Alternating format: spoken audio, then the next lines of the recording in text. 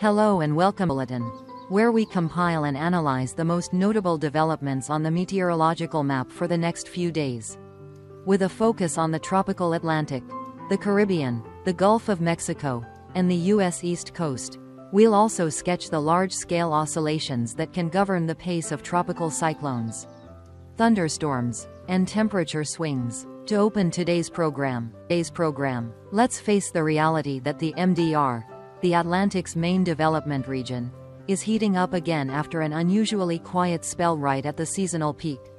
The focal point is a closely watched disturbance, commonly referred to as Invest 92L, which is steadily organizing its convective structure and is likely to meet the criteria for naming in the short term, meaning the next name on the seasons list could be activated soon. That said, to gauge risk correctly and avoid misplaced expectations, we need to read the context carefully. 92L is moving through waters warm enough to support development, but it still has to run the gauntlet of mid-level dry air intrusions and vertical wind shear that fluctuates in 12 to 24-hour windows. Its intensity, therefore, may wax and wane rather than rise in a straight line. In the next few days, its preliminary track will likely remain under the influence of the western flank of the subtropical ridge, guiding it west to west-northwest until it meets a mid-latitude trough and bends north-northeast. If that scenario holds, Bermuda would need to monitor more closely than the U.S. East Coast. While at the end of its journey over the North Atlantic the system could be absorbed by a strong front, undergo extratropical transition, and broaden into a large mid-latitude low, in parallel with 92L, just northeast of the Cape Verde Islands. A new tropical wave has emerged off West Africa with a fairly robust convective band. It has development potential if it can maintain its moisture axis as it pushes into the central Atlantic. For now, however, it faces the same hurdles 92L did earlier: phase-dependent shear and slices of mid-level dryness cutting in. So rapid core locking over the first few days is unlikely. We'll need a few more cycles to see whether it finds the groove as it approaches a more favorable moist environment. Shifting our view to the Caribbean, the main picture is a steady train of tropical waves sliding along the Lesser Antilles and spreading into the Greater Antilles.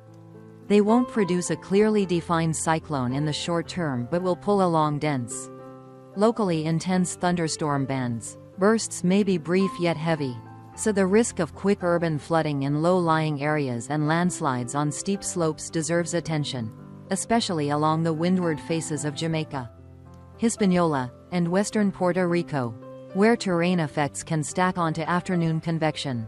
In the coming days, Jamaica and the Cayman area through northern Honduras, Belize, the Yucatan Peninsula may record widespread moderate to locally heavy totals, where bands stall under local winds.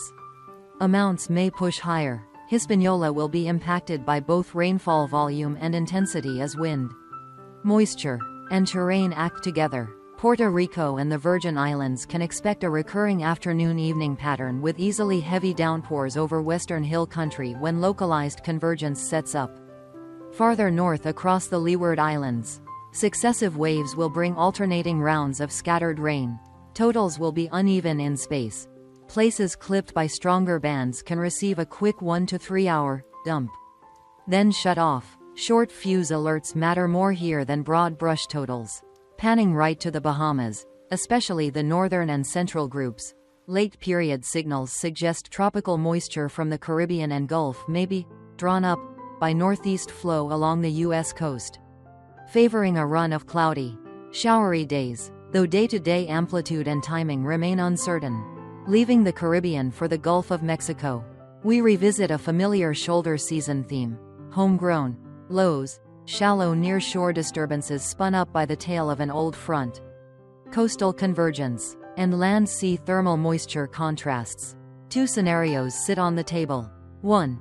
A weak, east-leaning disturbance that mainly brings showers and storms to the north-northeast Gulf, from the Florida Panhandle into Alabama, Mississippi, with a loose, hard-to-close center. 2.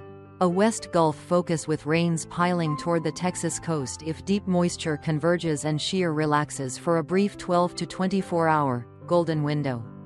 Confidence is not yet high for either. but both imply this near certainty, banded, prolonged rainfall that can pond water in coastal low spots. TX, LA communities and the northern Gulf Shore should check drainage. Flex outdoor plans, and be ready for sudden bursts. Along the U.S. East Coast, a slowly organizing coastal low offshore the Carolinas will drive northeast flow onshore. Increasing periods of light to moderate rain and low cloud for the Outer Banks Hampton Roads into Virginia's coast. Low-lying shoreline neighborhoods could see spotty tidal flooding where higher astronomical tides overlap with wave run-up. From Virginia Beach northward, showers may be more intermittent, but persistent low stratus and morning fog could reduce visibility and affect travel. South Florida remains a multi-day, rain hotspot, as northeast moisture and a lingering convergence zone keep triggering locally heavy storms. Though breaks will occur, multi-day totals may exceed comfort thresholds. Plan travel to avoid typical peak storm windows, late afternoon evening. And heed flash flood alerts for underpasses and low junctions. Inland, the return of a central continent high is pumping heat into the Midwest and the Ohio Valley, pushing temperatures well above average, roughly 32 to 37 degrees Celsius, 90 to 98 degrees Fahrenheit, with humidity driving heat indices into the uncomfortable range. Vulnerable groups should get cool shelter, hydrate, and limit exertion during peak sun. On the severe side, the leading edge of shallow to deeper troughs sweeping the high plains and the Rockies lee will spark late day to nighttime stormlines featuring medium hail, straight-line gusts, and a chance of short linear segments. This setup is picky. Communities beneath bands can take 1 to 3 hours of drenching rain and flash flooding while locations just a few kilometers away stay nearly dry. Short-term watches and warnings before and during the afternoon are priority 1. Zooming out to the planetary backdrop, the now North Atlantic oscillation is leaning slightly negative, a state often paired with recurring troughs sweeping from the U.S. Northeast into the Northwest Atlantic. This pattern not only helps tropical systems like 92L recurve out to sea earlier, it also sets the stage for robust fronts to capture and absorb cyclone remnants into sprawling extratropical systems over the central northern Atlantic. Meanwhile, the MJO, Madden-Julian oscillation, is wobbling between neutral and slightly favorable for the western Atlantic Caribbean Gulf through mid to late month, implying deeper moisture may tick up in pulses, helping waves maintain heartbeat longer, even as shear occasionally hits the brakes at key moments. Remember, the tug-of-war among three players, abundant warm water, changing shear, and sneaky mid-level dryness, ultimately decides whether a disturbance touches the finish line as a named storm or falls short. That's why we keep saying, take things a few days at a time rather than locking in long-range intensity or track. A brief detour to the western Pacific. Signals are increasing for a well-organized tropical cyclone somewhere in the Taiwan northern Philippines southern China corridor around September 21 to 24. Powered by very warm Kuroshio-adjacent waters and converging low-level flow, Japan may be shielded by stronger fronts, but widespread heavy rain over Taiwan and northern Luzon, and consequent landslide risk on steep terrain, deserves emphasis. Along China's southern coast, Guangdong-Guangxi, multi-day rain bands could drive late crest flooding on medium and smaller rivers. Back to North America. The Canadian west coast will continue to take aim from a series of Pacific moisture systems slamming into British Columbia, welcome water. But with elevated landslide and mountain pass travel risks, the prairies, Alberta, Saskatchewan, Manitoba, could snag patchy rains that stitch up dryness later in the run. While Ontario, Quebec may see a late front rolling a rain and thunder line west to east with gusty pockets. In contrast, Atlantic Canada benefits from several clear, mild days beneath a resident high. To help set priorities, consider 92L the Atlantic's primary fuse in the short term, with a baseline recurvature out to sea, implying low direct U.S. impact for now, while Bermuda should watch closely and the Azores keep an eye on potential extratropical effects late in the track. The trailing Cape Verde wave is a candidate in waiting. contingent on whether it can survive hostile dry air shear corridors in days 1 to 3, -5. The Gulf of Mexico tilts toward more rain than wind, favoring near-shore, shallow disturbances that dump bursts rather than explosive intensification. The U.S. East Coast coastal low will act like a moisture pump, prolonging scattered to steady damp weather along the Outer Banks and Virginia, while South Florida extends its streak of local downpours. Inland, the Midwest Ohio Valley heats back up, and the High Plains should brace for potentially strong late-day storms. From a safety standpoint, the recurring lesson each season is that heavy rain, rapid flooding, and thunderstorm wind are the most common hazards.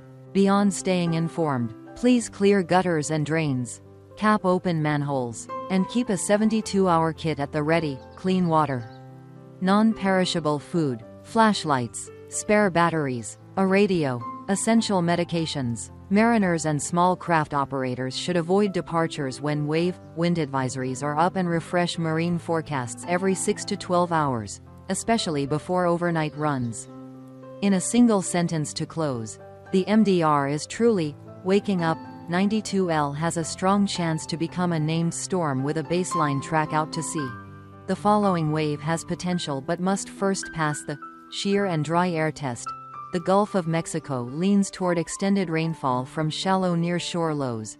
The U.S. East Coast faces a slow, damp coastal low. South Florida remains the local rain hotspot. Inland, the Midwest Ohio Valley turns hot again while the High Plains eye late-day storm potential. All of this is for awareness and preparedness. Final safety decisions should follow official guidance and alerts from your local meteorological agencies.